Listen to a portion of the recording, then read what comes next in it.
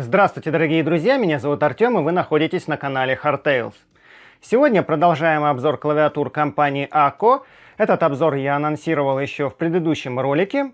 Ссылку я оставлю, можете посмотреть. В предыдущем видео я показывал клавиатуру с магнитными свечами. Очень интересная клава. Сегодня мы, кстати, ее тоже немножко коснемся, посравниваем. Вот с этой вот 60% малышкой. Это 3061S в очень интересном дизайне, как вы видите. Называется она World Tour Tokyo. Есть еще Пекин версия. Давайте посмотрим, что внутри этой коробки. Поехали. Снимаем красочный рукав, и внутри нас встречает классическая черная коробка с логотипом компании. Открываем, внутри находится клавиатура, запакованная в пакетик. И очень классно то, что производитель в комплект прикладывает сразу же и защитную пластиковую накладку от пыли. Когда клавиатурой мы не пользуемся, накрыли, и никаких проблем, пыль не будет попадать под кейкапы и не будет там скапливаться. Также в комплекте находится подробнейшая инструкция пользователя. Есть раздел в том числе и на русском языке. Тут же мы находим, разумеется, и кабель съемный, USB Type-C на USB-A. Он без оплетки, но довольно мягкий, не скручивается.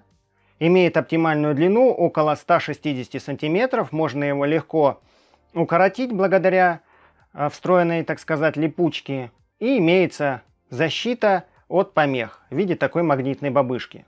Разумеется, кейкапы снимаются, поэтому в комплекте есть соответствующий пуллер. Кроме того, доступен hot swap, то есть мы можем с вами полностью заменить свечи. Для этого в комплекте приложен вот такой вот пинцетик. Вытаскиваем, и можно, в принципе, поставить любые совместимые свечи. Никаких проблем с этим не будет. Также в комплекте приложены еще 5 дополнительных свечей, которые можно заменить по желанию, если будет такая необходимость. Все свечи, кстати, смазаны прямо с завода. Если хорошо присмотреться, внутри свеча можно увидеть смазку. За счет этого они работают намного плавнее, намного тише, чем не смазанные аналоги. Кейкапы выполнены из PBT пластика. Нанесен краситель путем сублимации.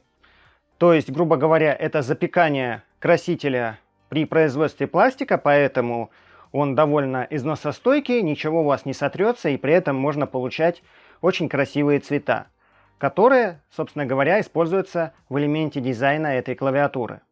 Эта версия клавиатуры идет со свечами Creme Yellow V3 Pro.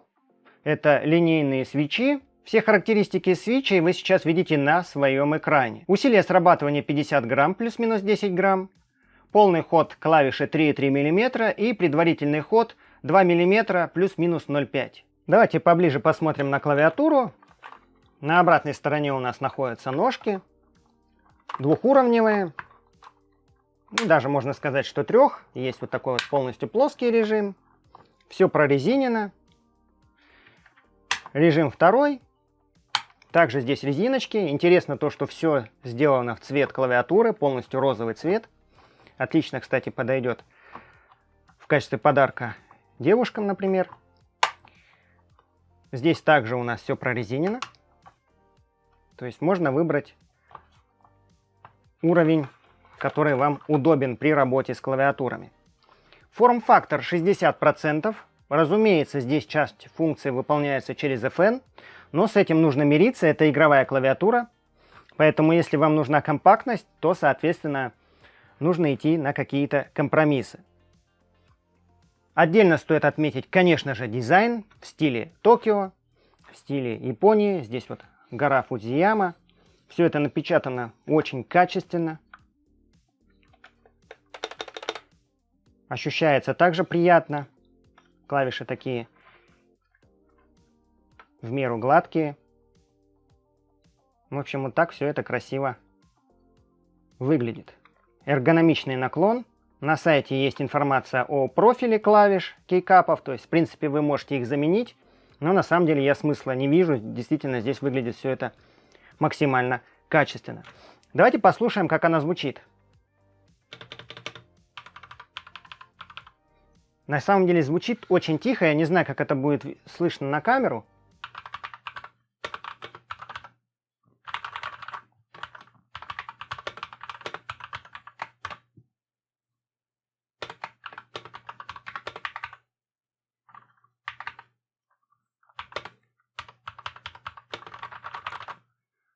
Вот так это звучит. Можно сравнить с клавиатурой на магнитных свечах.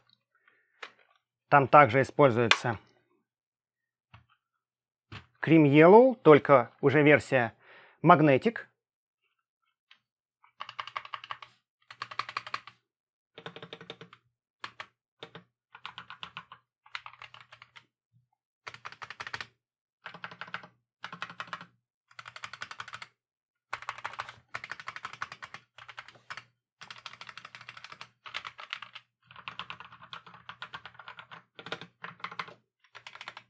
Вот так вот звучат клавиатуры. Эта клавиатура звучит даже тише, ход очень приятный. Во-первых, потому что это линейные свечи, можно и играть, можно и печатать, никаких проблем у вас с этим не будет. Итак, размеры клавиатуры всего лишь 292 на 101 на 37 миллиметров. Вес на сайте указан 500 граммов, на самом деле я ее взвесил, вес 586 граммов. Очень такая увесистая малютка. Качество сборки, разумеется, на высоте. Нету никакого облоя, а пыла, все подогнано просто идеально. Ничего не люфтит, не скрипит, если клавиатуру поскручивать. Никаких вообще нет проблем. Что касается раскладки, раскладка вполне себе стандартная. Здесь у нас клавиша Windows, клавиша Function, клавиша Control. Это альты. Итак, теперь давайте поговорим про дополнительные функции, которые доступны через функциональную клавишу FN. Мы можем с вами здесь и задействовать клавишу Print Screen, и мультимедийные различные функции, и много чего. Можем заблокировать клавишу Windows, когда мы, например, играем, чтобы она нам не мешала. В общем, много всего. Поскольку это 60%, как я уже говорил в начале, нужно идти, так сказать, на компромиссы. Здесь нет стрелок. Через клавишу FN плюс стрелки мы можем включить, соответственно, перемещение как стрелками. Кстати, очень классно сделано. Почему-то вот именно вот такой вот возможности нет в клавиатуре на магнитных свечах из предыдущего обзора. Там нужно нажимать FN.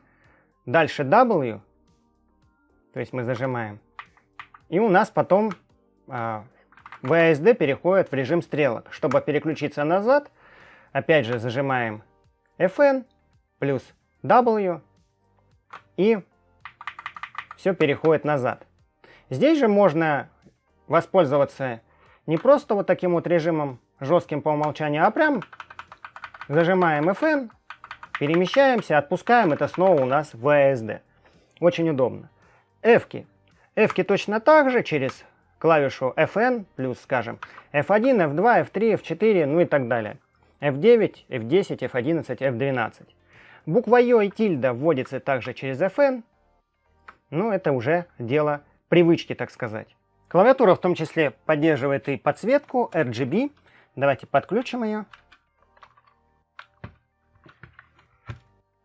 Все, клавиатура у нас активировалась. Не знаю, насколько будет видно подсветку, но я вам, если что, отдельно ее подсниму. Кейкапы здесь непрозрачные, поэтому сами буквы не будут подсвечиваться, но тем не менее создается крайне интересный эффект такой мягкой молочной подсветки. Внизу расположена белая основа, белая подложка, и она отлично отражает свет.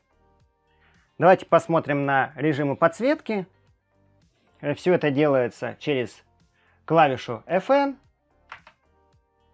Есть несколько предустановленных режимов. Можно менять цвета. Можно менять скорость анимации.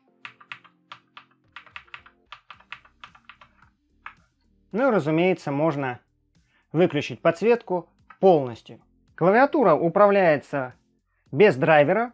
с помощью встроенного средства под названием Acco Macro версии 1. Теперь давайте более подробно расскажу про программирование макросов. Я уже упоминал то, что здесь нет отдельного драйвера. Все управляется с помощью клавиш. И есть встроенная память в клавиатуру. Даже если вы ее отключите, все настройки будут полностью сохранены. Итак, что нам нужно сделать? Все это описано на странице 24. Итак, давайте воспользуемся этими, так сказать, инструкциями и советами. Итак, нажимаем клавишу FN плюс левый Windows. Дальше FN плюс Escape. И мы с вами входим в режим программирования. Давайте возьмем клавишу A. FN плюс A. Она начинает мигать.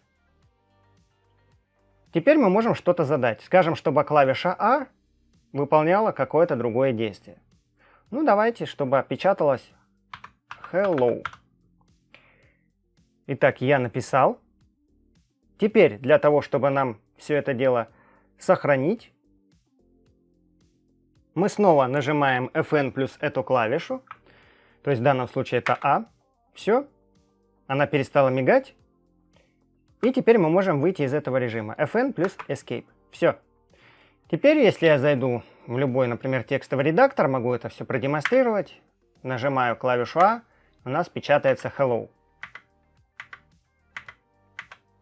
Когда мы клавиатуру отсоединяем, для того, чтобы снова произошла инициализация, мы обратно заходим с вами в режим настройки, то есть FN левый Windows, дальше FN плюс Escape, клавиша будет у вас загорится, функциональная, FN плюс Escape, снова выйдете, и макросы у вас снова будут полностью работать. К сожалению, здесь нельзя настраивать индивидуальное время срабатывания, ну, например, какие-то задержки делать. Здесь по умолчанию то, что зашито, так и будет работать. Но, тем не менее, вот таким образом можно все это легко настраивать, без всяких драйверов, это в чем-то даже и плюс, и все хранится в памяти клавиатуры. Предположим, что вам больше не нужна эта функция, либо же вы хотите перейти в обычную версию этой клавиши, буква A английская, либо же F русская. Что нужно будет вам сделать? Опять же, переходите в режим настройки. Дальше.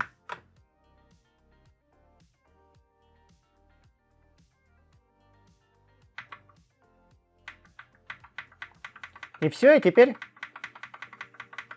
буква работает снова как обычная. Если вы хотите снова ее задействовать, зажимаем, нужно подождать.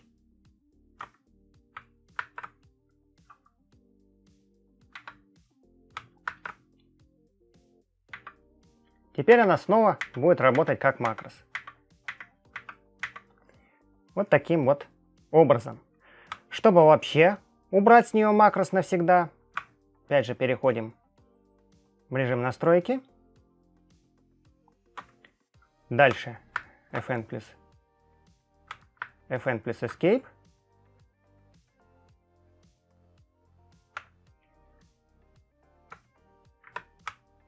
Так, видимо, не включилось. Давайте еще раз.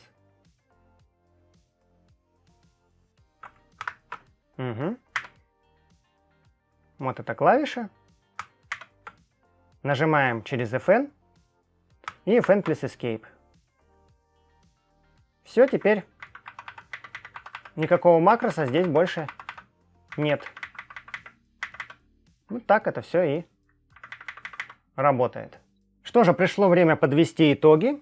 В итоге мы получаем очень интересную с точки зрения дизайна 60% клавиатуру с качественной сборкой, с интересными свечами, которые очень тихо работают, приятно нажимаются. Напомню, это линейные переключатели. Можно найти такие клавиатуры с другими переключателями. Ссылку на магазин, где приобрести эту клавиатуру, я оставлю. в описании к этому ролику, поэтому сможете перейти, посмотреть актуальную стоимость. Поэтому, если вы любите поиграть, и у вас не очень много места на рабочем столе, а скорее даже на игровом столе, то 60% вариант – это как раз ваш выбор. У производителя также есть и полноразмерные клавиатуры 100%, есть и 75% клавиатуры. В общем, ссылку на сайт я оставлю, там сможете все посмотреть более подробно.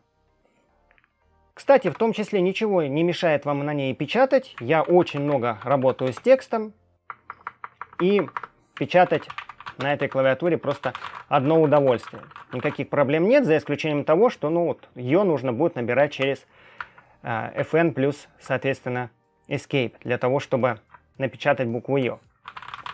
А так, в остальном, стрелки я вам уже показывал, то, что все прекрасно работает через FN плюс стрелки, соответственно, через WASD. И, в принципе, можно вполне себе использовать клавиатуру эту и для печати текста. Особых проблем у меня лично не возникло. Что же, на этом я видео заканчиваю. Опять же, традиционно пишите в комментариях, какие клавиатуры вы используете, механику, мембранку, с какими переключателями. Мне будет крайне интересно все это прочесть. Подписывайтесь на канал, если вы у меня впервые, прожимайте большие пальцы вверх, впереди еще много очень будет чего интересного. И до встречи в следующих публикациях. Пока!